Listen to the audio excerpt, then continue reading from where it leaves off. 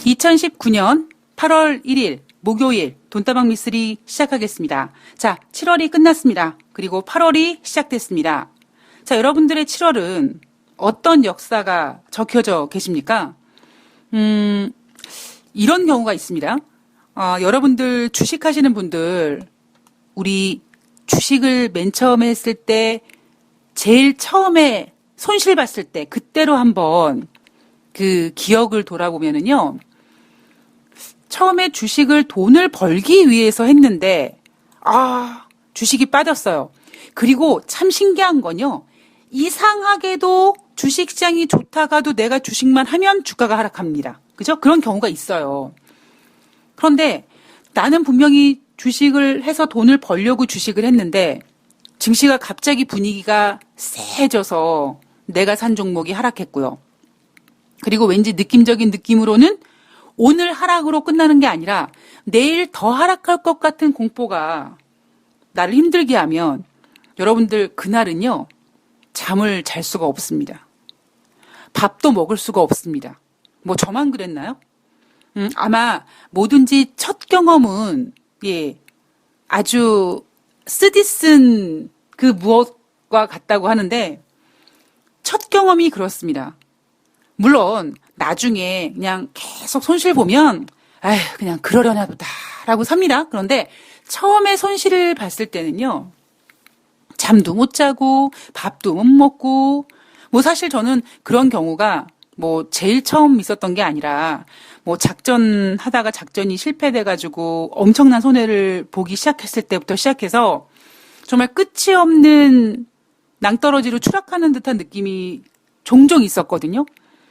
그럴 때마다 진짜 식음을 전폐하게 되고 밤에 잠을 못 자고 완전히 인간이 그냥 폐인이 됐죠. 근데 제가 요즘 드는 생각이요. 참 쓸데없이 힘들어했구나. 그게 무슨 의미가 있다고 뭐 그런 생각이 좀 들더라고요. 약간 허무한 생각이 들었고요. 약간 허무하다는 생각이 많이 들었는데 그리고 여러분들 중에 나는 뭐 주식 안 하는데요 라고 하시는 분들 같은 경우는 또 이런 경우도 있을 수 있죠. 내가 사랑하는 여인이, 내가 사랑하는 남자가 다른 연과, 다른 놈과 바람이 났어요. 그러면 가차없이 잘라버려야 되는데 내가 아직까지도 사랑하는 마음이 있다 보니까 다른 연과, 다른 놈과 눈이 맞아서 바람이 났음에도 불구하고 나는 그 사람을 부여잡고 나를 더 사랑하지 내게로 돌아와. 그렇게 바지가랭이를 붙잡고 그렇게 미련에 발발 떨던 그런 아마 추억들도 갖고 계신 분들이 계실 겁니다. 그때만 하더라도요. 그런 경우에는 이 세상에 다른 거는 눈에 안 보이죠. 오로지 그 사람이 나에게 돌아올 수 있을까?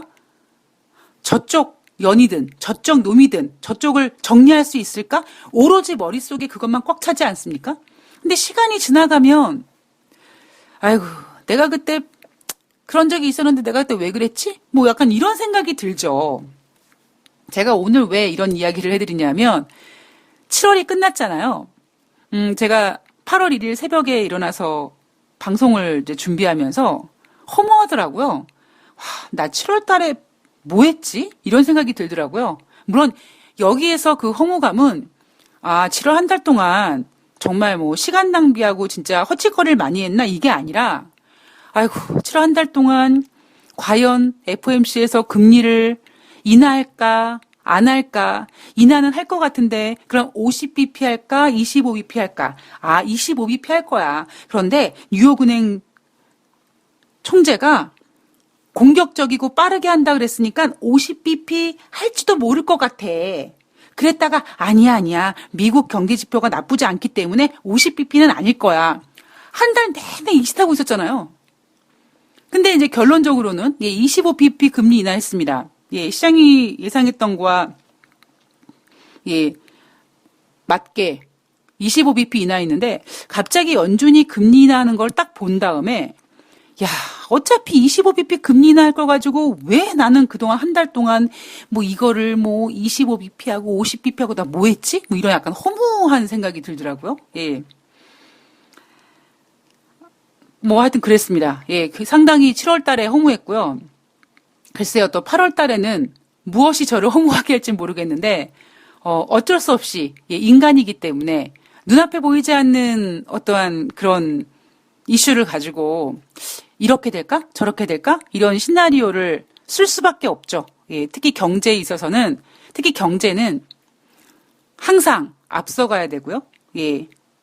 그리고 뭔가 전망이란 단어보다는 앞날에 있을 가능성이 있는 것들을 많이 준비해야 되는, 예, 그런 거기 때문에 아마 저는 또 8월 달에 또 어떠한 이슈를 가지고 그럴 것이다, 아닐 것이다, 그거 가지고 또 갈등하겠죠. 예전에 그 개그맨 장두석 씨가, 예, 부채도사라는 걸 했죠. 예, 부채를 가지고 뭐 그렇다 아니다 해가지고 이렇게 한쪽으로 이렇게 넘어지는, 예, 그런 개그 코너가 있었는데 아마 요즘 분들은 모르실 거예요. 예, 옛날에 있었던 일이죠. 자, 이러니까 연식이 나온다고 뭐 그렇게 말씀하시는 분이 계신데, 저 40대 중반이에요. 뭐, 제가 뭐 무슨 뭐 나이 속이고 뭐 어린 척하고 뭐 그럴 것도 아니고요. 그리고 경제를 이야기하는데 나이 어린 거 얘기해서 뭐 합니까? 오히려 나이 어리면 더 경제 바닥에 경험이 없고 더 불리한 거 아닌가요? 예. 저는 오히려 제가 한 50입니다라고 좀 거짓말을 치고 싶은, 예, 그런 생각을 갖고 있는데요. 자, 제가 어제 방송에서 트럼프 뜻대로 되는 게 참 하나도 없네라는 말씀을 드렸죠. 야, 그런데 그 방송을 녹음하자마자 북한이 또 미사일을 쏘냅니다. 그죠? 미국과 중국의 무역 협상? 이거는 스몰 딜이 아니라 그냥 노딜이야, 노딜. 자, 거기에다가 증시도 좀 그렇고요. 제롬 파월 연준 의장도 말 더럽게 안 들어 처먹고요. 트럼프 대통령 요즘 상당히 스트레스 많이 받을 것 같습니다. 여러분, 지난 7월 25일 날 북한 김정은이 미사일 쐈을 때 미쓰리가 상당히 웃긴 이야기를 하나 드렸죠. 저는요, 여러분, 김정은이가 동해로 미사일 쏜 거를 보고요, 왠지 좀 속 시원해요. 왜냐하면 일본은 아무렇지도 않은 듯 태어난 척 했지만 걔네는 절대 태어날 수가 없는 국가입니다. 예, 태어내질 수가 없어요. 왜냐하면 미사일이 뿅 날아가다가 일본 본토에 뚝 떨어지면 어떡할 건데요. 그래서 북한이 미사일을 쏘면 가장 긴장하는 나라가 일본이죠. 트럼프 대통령이 김정은을 옹호하면서 뭐라고 합니까? 본토까지 날아올 그럴 미사일이 아니라서 그렇게 신경 쓰지 않는다고 하잖아요. 미국 본토까지는 못 가지만 일본에 떨어질 수 있는 확률은 있거든요.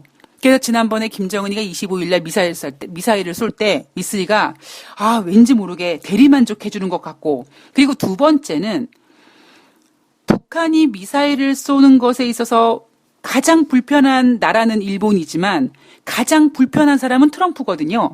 그럼 트럼프 대통령은 지금 일본이 우리나라를 이렇게 공격함에 있어서 개입하고 싶지 않았지만 북한이 미사일을 쏘므로써 트럼프 대통령이 개입을 할 수밖에 없는 상황이 된 거죠.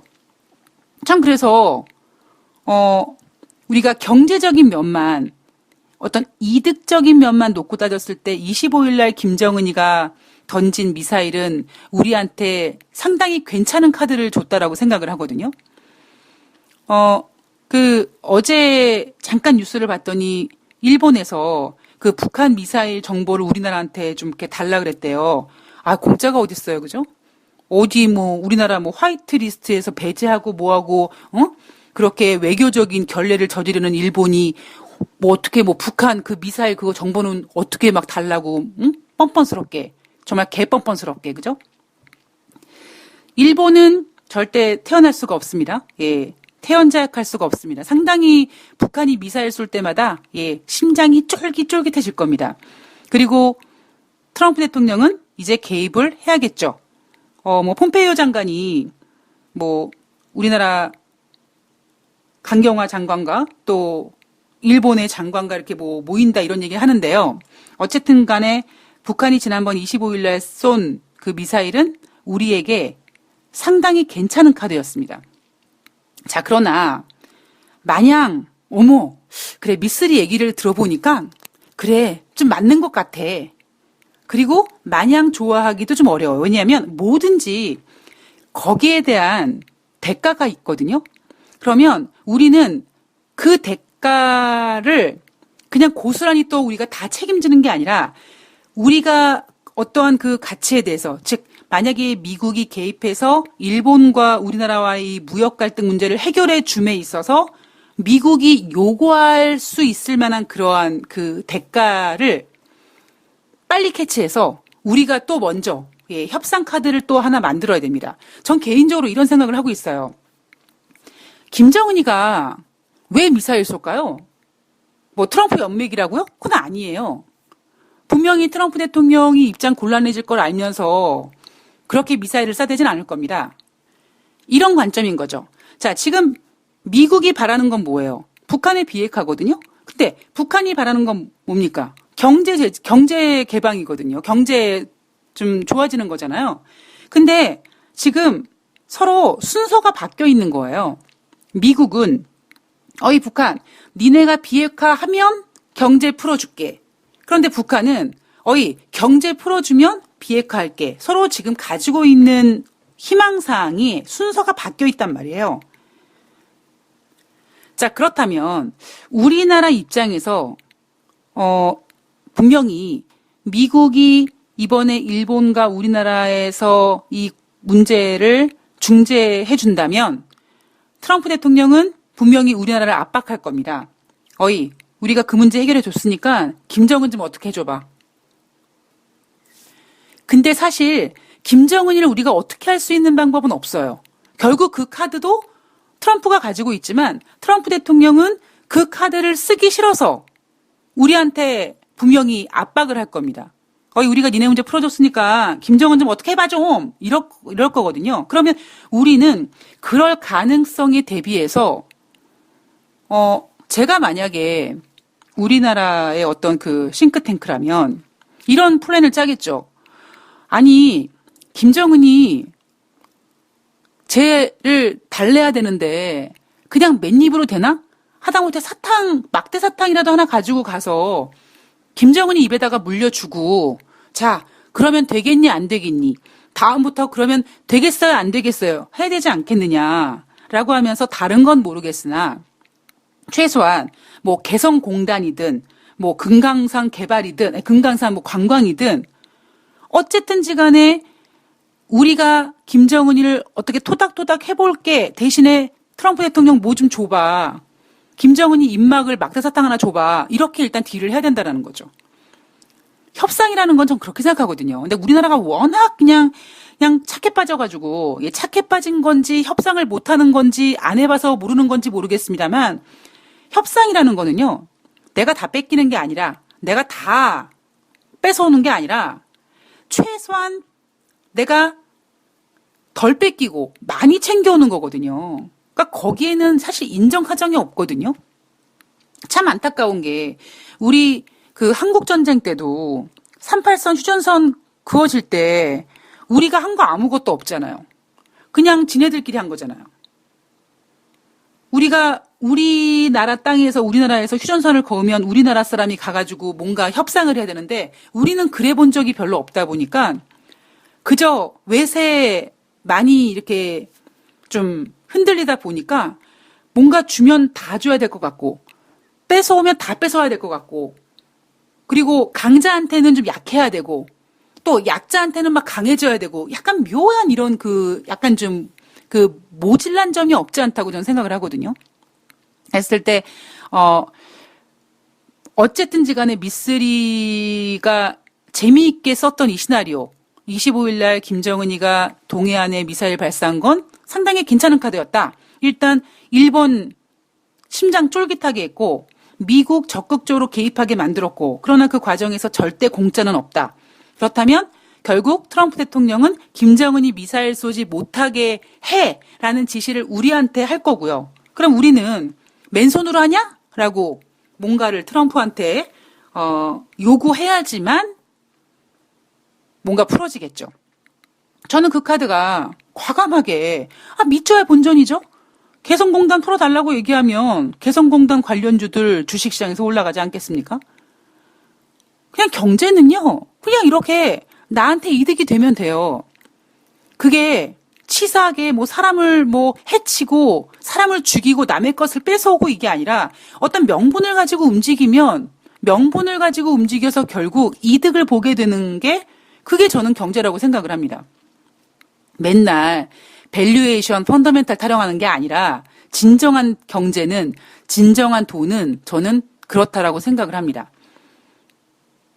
그래서 여러분들께서도 한번 뭐 이런 과정에 대한 그 시나리오를 좀 가지고 가 보시면 좀 도움이 되시지 않을까 뭐 그런 생각을 해봤습니다. 자, 뉴욕 주식시장은요. 7월 31일 3대 지수 모두 1% 넘게 하락했습니다. 다우지수가 1.23% 하락해서 26,864포인트, 나스닥이 1.19% 하락해서 8,175포인트, S&P 500이 1.09% 하락해서 2,980포인트로 마감을 했습니다. 자, 금리는 인하했습니다만 25bp 금리나 했어요. 그러나 시장에서 원했던 건 뭐냐면 처음에는 50bp였는데 야, 50bp를 한꺼번에 인하하는 건 너무 좀 그렇지 않냐? 알았어. 그럼 25bp 인하하는 대신에 다음에 또 인하한다고 해야 돼? 그거를 가지고 어찌 보면 기다렸던 FOMC인데 제롬 파월 연준 의장이 칼같이 잘랐습니다. 야, 우리가 이번에 금리 인하하는데 이거는 미쓰리가 그러잖아. 예방주사는 한 번 맞는 거라고. 여러 번 많이 맞는 게 아니라고. 그래서 이번에 예방적 금리 인하 차원에서 25bp 인하하는 건데 이게 다음에 또 금리 인하를 하겠다는 뜻은 아니야라고 하면서 완전 단도리를 쳐버렸습니다. 그러니까 시장에서는요. 실망감. 예. 아, 트럼프 대통령, 제롬 파월 연준 의장 자르면 어떻게 하죠? 예. 그런 생각이 들었습니다. 국제 금값은요. 전일 대비 온스당 4달러, 0.3% 하락해서 1,437.80달러로 마감을 했고요. 월간 기준으로 5, 6, 7, 3개월 동안 상승했습니다. 자, 금리 인하 기대감 때문에 예.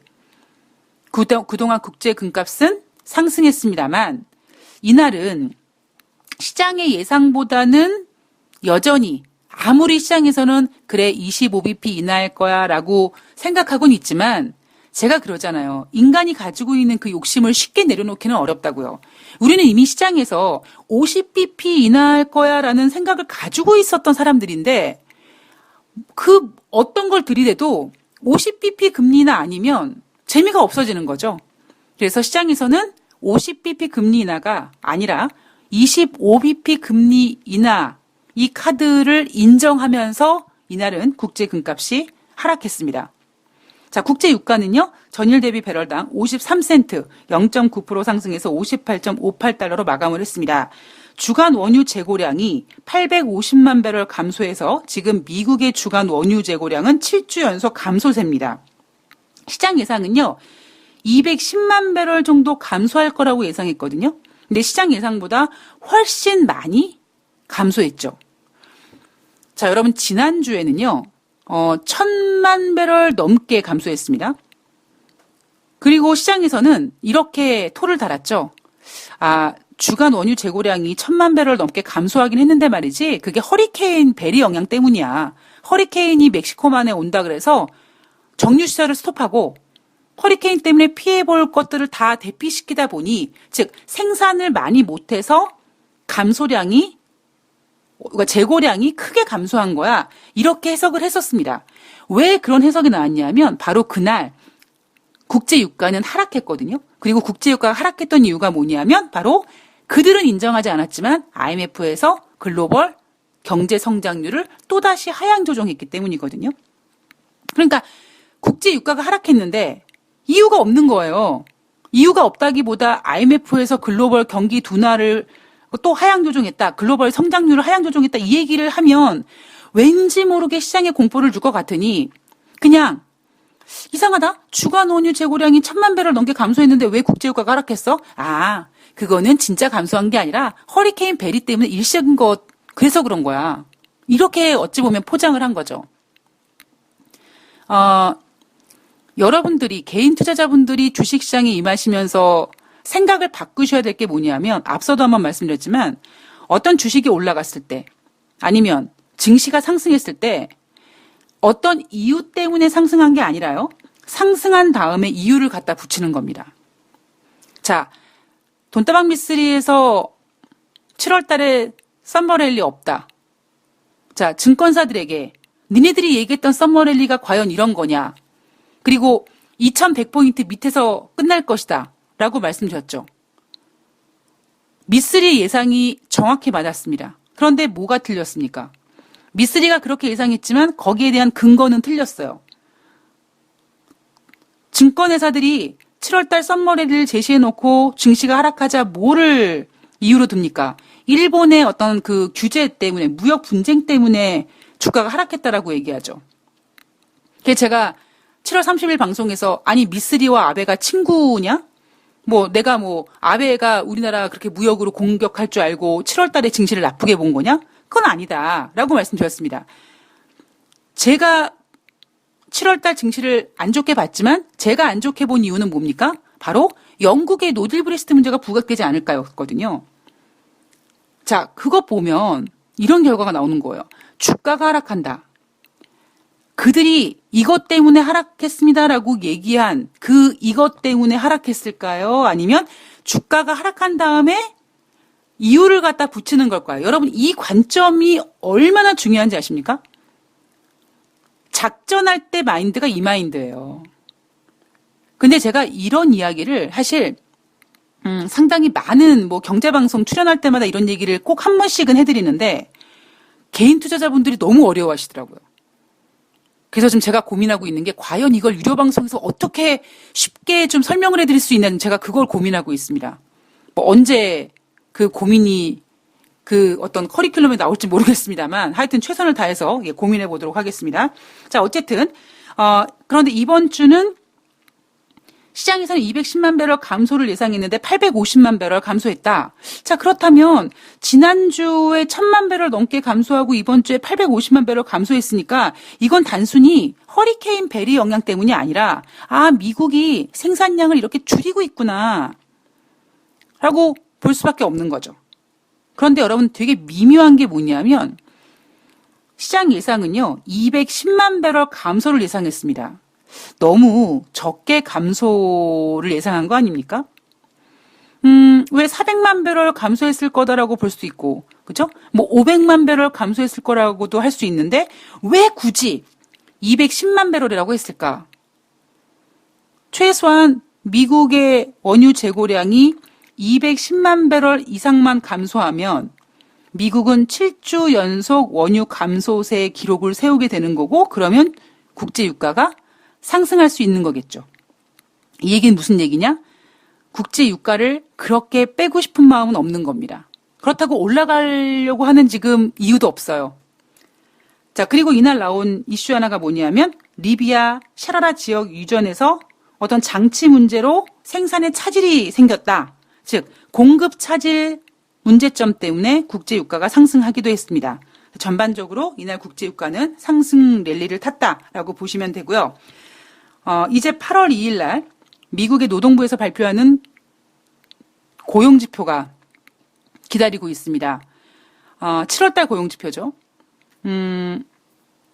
그 앞서서 ADP 민간 고용 증가수가 발표가 됐는데 이날 발표가 됐고요. 15만 6천 명 기록했습니다. 월가 예상치가 15만 명인데요. 월가 예상보다 6천 명 잘 나왔다고 미국 고용이 좋대요. 자, 그런데 여러분, 여러분들이 잘 기억해 보시면 미국이 그동안 민간 고용 지표든 ADP 민간 고용 지표든 아니면 노동부에서 비농업자 고용자 지수든 최소한 18만 건 이상이 돼야지만 고용이 좋다라고 얘기할 수 있었거든요. 근데 어느 순간 이제 15만 명으로 내려왔어요. 눈높이를 낮춰놓는 겁니다. 예. 자, 2분기 고용 비용 지수는요, 1분기 대비 0.6% 증가했습니다. 시장 전망은 0.7% 증가될 거라고 예상했습니다만, 시장 전망치보다 0.1% 부진했고요. 그리고 지난 1분기 고용 비용 지수는 0.7% 증가했습니다. 즉, 1분기보다 부진한 거죠. 그리고 7월달 시카고 구매 관리자 지수는 지금 장 끝난 다음에 나와야 될 거기 때문에 제가 아직 확인을 못했습니다. 이건 다시 한번 확인을 한 다음에 제가 알려드리도록 하겠습니다. 자, 2부에서 7월 마지막 날 글로벌 이슈를 좀 체크를 해볼 텐데요. 재밌을 겁니다. 예. 재미있을 거고요. 아마 어쩌면 여러분들한테 신선한 충격이 될 수도 있을지도 모르겠습니다. 예. 뭐 늘 돈다방 미스리를 진행하는 저는 여러분 경제는 좀 앞서가야 되는 겁니다. 문제는 미스리는 너무 좀 빨라서 문제지만 예, 그렇게 말씀드리죠. 자, 2부는 예, 살짝 여러분들에게 좀 신선한 충격이 되지 않을까 뭐 그런 생각을 하면서 준비를 해봤습니다. 2부에서 예, 이야기 이어가 보도록 하겠습니다. 좋아요, 구독하기, 댓글 달아주시기 꼭 해주시길 바라며 2부에서 뵐게요.